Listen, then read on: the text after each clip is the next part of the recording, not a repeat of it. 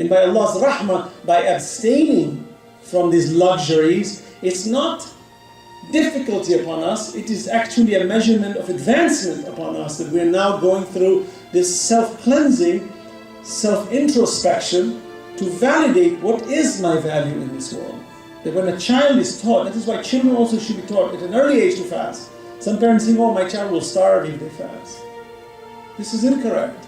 Or they will be dehydrated. Well, you control it. If they appear dehydrated, break the fast. But let them learn at an early age. Why? You might say, well, but why should a child have to learn at an early age? Because when you teach them to abstain from their norms at an early age, hopefully they will develop strong willpowers to be able to sustain themselves when they're adults. Because our biggest problem in this world is willpower. Imam Əli says the weakness of a man is on the basis of his desires. That if I cannot control my desires, which are wrongful desires, and if I cannot control them, then that is my weakest link in my life. As much as I worship Allah subhanahu wa ta'ala, if that weakness lingers in me, it will be destructive. And this God consciousness is extremely important, not mechanical, brothers and sisters. You know, it's fascinating. I just heard Dr. Sakavishwa was just talking something very fascinating at the camp.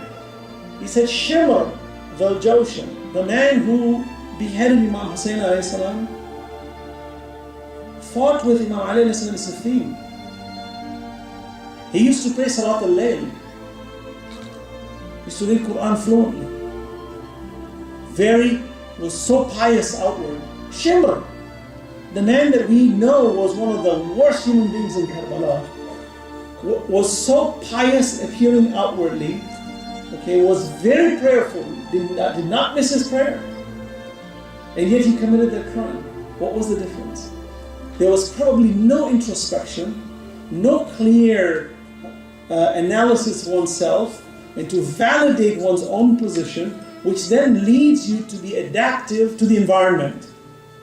And that adaptation, moral adaptation, is deadly, because relative morality, where an individual now is going to shift their moral positions on the basis of who's in power for the day, is a deadly person. To turn around and behead the very son of the man that he was under is an indicator that if a human being does not have constant introspection, we will not achieve success. And Allah has left that upon us to willfully direct ourselves towards. So let's just not put our hands up there and expect angels to come down and clean up our hearts every day.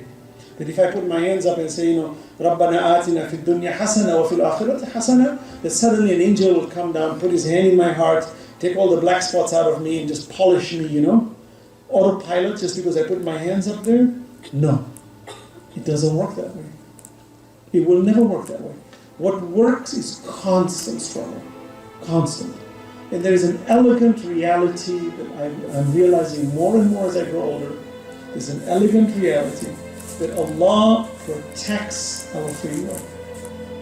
That protection is so, as I would say, it's so holy in the creation of God. It is so essential in the creation of Allah subhanahu wa ta'ala that while we pray, Allah does interject, but His interjection is in the realization of what we need to do.